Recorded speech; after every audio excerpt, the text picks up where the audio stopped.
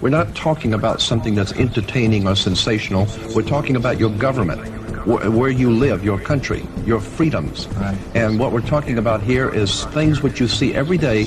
Like someone said a long time ago, many will look with their eyes but not see, and listen with their ears but not hear. And that's us. That is this country. We have been looking at things all along and never realizing the significance of the occult emblems that we're seeing today. Europe, a new world order. An international world order. Novus Order Seclorum, a new order for the centuries, for the ages, forever. And creating the kind of world order that I think all of us would like to see. I think a new world order is emerging. New world order.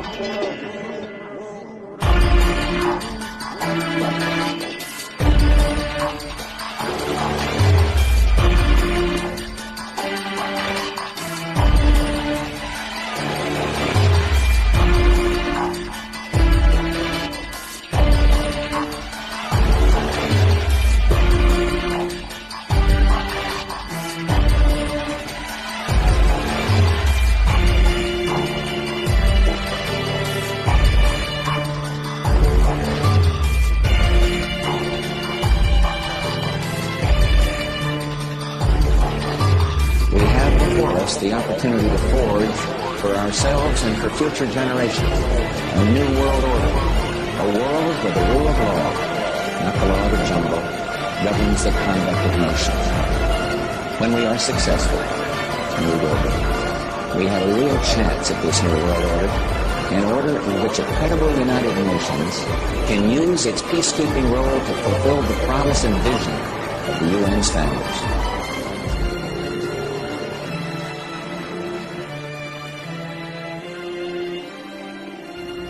No conspiracy can deal with exposure. Once the truth is out and the people understand, then they have problems. And I'm saying that the power of any government is in people.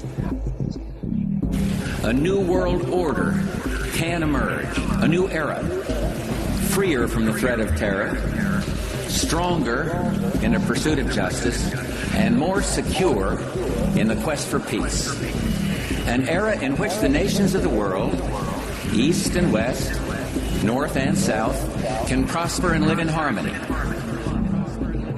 If you understand that symbols and emblems and things that we see every day are like the letters of an alphabet, if you put them together, they tell a story. If you understand, wake up and understand that we are not in a benevolent government, that Plato said, the price good people pay for non-involvement in public affairs is to be ruled by evil men. Graphic symbolism is as important in the 18th century as it is now in the 21st century. So there was a standardized visual language which stood across Europe and, of course, the United States. At a time when many people couldn't read, this common visual language was taught through the use of emblem books. Emblem books became standard pattern books for engravers, architects, engineers. So by the time you get to the early 18th century, Ripper's emblem book was the standard piece of design equipment that you'd find in any engraver's workshop. That in the old Celtic Druid occultism of ancient England, from which we have gotten most, about 95% of our mysticism in America has come from the old ancient English Celtic magicians. We always see pictures of we're talking about Stonehenge, right? Yeah, Stonehenge, right. Merlin the magician with his magic wands, and all the magicians always have their magic wands. Magic wands were always made out of holly wood.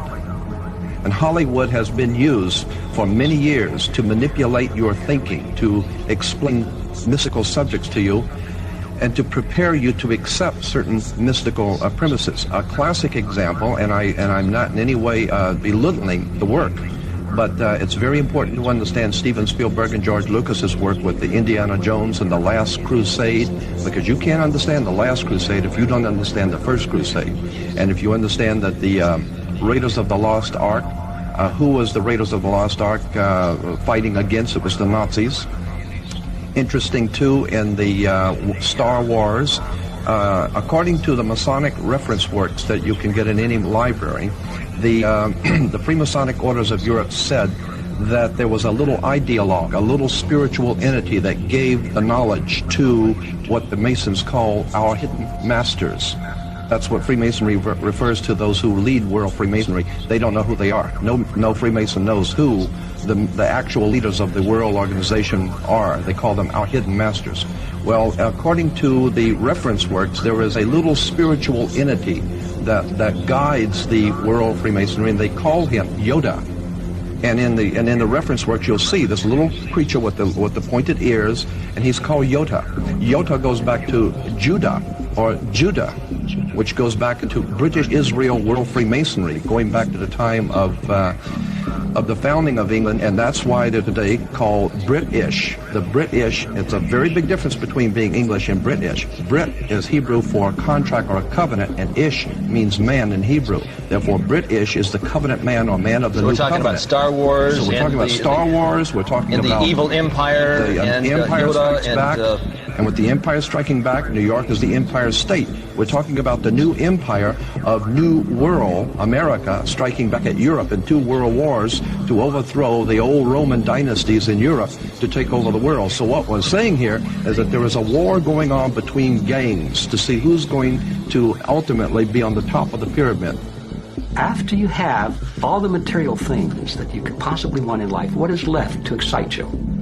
And for many people, the answer is power, global power. They became intellectually elite. They began to think that they had a plan that was better than anybody else's plan. They got the idea that freedom is dangerous. If you give people freedom, you know what? They're probably not going to use it wisely like we think they should. We are smarter than they are. And for their own good, we should rule them. Yes, the obelisk, you'll see the Egyptian obelisk here. The Egyptian obelisk points up to the top of the triangle or the top of the pyramid. We're talking about occultic forces. We're talking about the 5-pointed pentagram, which was used by satanic worshippers for thousands of years. If you take the 5 points off of a 5-pointed star or a pentagram, you have left in the middle a pentagon. That's why the United States has a pentagon.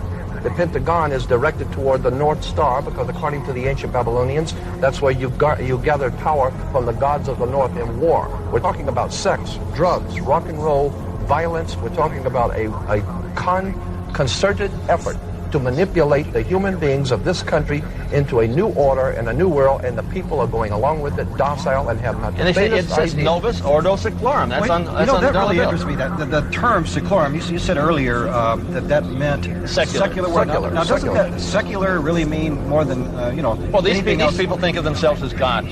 Well, but these are the new gods. But secular. If you ask a minister what secular means, he'll say the secular world and we Christians, meaning that it's a secular world without the God that created us. Isn't that true? Yes. So what we're looking at is we're looking at a new God, a Luciferian God, a satanic God who will be the leader of the New World Order. So the New World Order is the New World Order without the old God of the Bible and with the new God, Lucifer, Satan. Now, you can take a look at the pentagram. We want to bring out one point here in relation to what he says. We're not talking about an evil genius somewhere in Bavaria.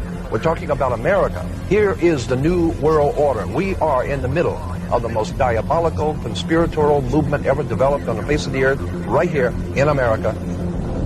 The 33rd Degree Council that meets in Washington, D.C. claims in their own literature to be the mother jurisdiction of the world, the mother council of the world. Manly P. Hall called them the most powerful organization in the land, that they ordain kings and shape the destinies of worlds. That's called power. In Africa, and the big game hunters in Africa for many years used to, when you go out to hunt the big game, you wouldn't go into the jungle to look for the big game. You would hire many of the natives to go out with cans and bottles and surround about a 10-mile circle out in front of you and work in, beating cans and bottles and screaming and frightening your prey, the lion or the animal that you're looking for, and he's your prey. And you keep closing in until finally whatever is out there comes out into the open and he's a sitting duck. That is precisely what has been happening for the last 100 years. The Illuminati have been purposely organizing, directing, and financing wars, revolutions, violence, and bloodshed, so that it will sufficiently impress and frighten the world of humanity into accepting a new order, a new police state that will finally put down all the law and the disorder in the world. And it is the oldest trick in the book. Our greatest enemy is not in a crack house, it's in the White House. It's not in a bar room, it's in the boardrooms. And so the point I'm making is that we are being manipulated from the very top. And we need to wake up and find out that America is not the land of the free and the home of the brave, because we're not free and we darn sure ain't brave. Freemasonry is a secret organization that they claim is not secret but sacred. But it is secret. I can't go to their meetings, neither can you. Even the media can't go. So if they've got an evil purpose to change our civilization and we don't want to change it, they've got to conceal it. Well, the New Age is a term that comes from astrology, which is, thousands of years old and has been linked with occultism, from time immemorial. Now, the Masonic magazine is entitled The New Age, or at least was entitled The New Age. And still is. And still is. Are the Satanists involved in the New Age movement? Is the New Age movement really sort of a cover for this whole Luciferian conspiracy, in your opinion? I wouldn't say it's a cover. I would say it's the integral part of it, the spiritual heart of what you're talking about, a new world order. In fact, Alice Bailey, who coined the term New Age, who was a psychic and a channeler and an occultist, coined the term New Age and also coined the term New World Order. They both came from the same source. In her book, Externalization of the Hierarchy, she said that the New World Order would be based on the ancient wisdom or ancient occultism, which is where the term New Age came from. Madame Helena Petrovna Blavatsky wrote a magazine. I've had the bound works of that magazine entitled Lucifer magazine. She had a lot of followers. Adolf Hitler was one. He certainly incorporated a lot of the occult symbology into... Let me comment on that real quickly. Third Reich. The term swastika, that is not a German term. The very name, swastika, is a Hindu word. And it's a symbol. Now, most people in the audience have probably never heard of this, but in occultism, it deals a lot with energies, with powers and forces. And these powers and forces come through something that are called chakras. And the word chakra is a Hindu word which means spinning vortex. Now, the swastika is a symbol of the chakras that are energized and working in unison. So the word swastika is a Hindu word, not a German word. And the word Aryan is a Hindu word. It has nothing to do with ancient Germans. The Aryans were the Brahmin caste of Hinduism. So much of the terminology and concepts that Hitler used were from esoteric Hinduism and had nothing to do with, ancient German culture or folklore at all. There was a great debate amongst our founding fathers as to which bird we were going to name as our national bird, but it was always in my mind going to be the American eagle. These are from Masonic writers. In mysticism, the eagle is a symbol of initiation. The eagle was sacred to the sun. The eagle was also represented the great Egyptian sun god Amun-Ra. So they knew that there was a connection between the sun god and the eagle, and that they would use that symbol as a symbol of the initiation into the secrets of the Masonic Lodge and also of the ancient mystery religion. The skull and bones. For example, when Christ was murdered, he was murdered on the hill of what? Golgotha, which means what, literally? Place of the skull. Skull and bones. You see? And so since then, the pirates have had on their flag, all the satanic evil men in the world have always utilized the skull and bones. And I believe, it's my own personal interpretation, that it's to mock Christ for what they did to him at the hill. The Illuminati came to the United States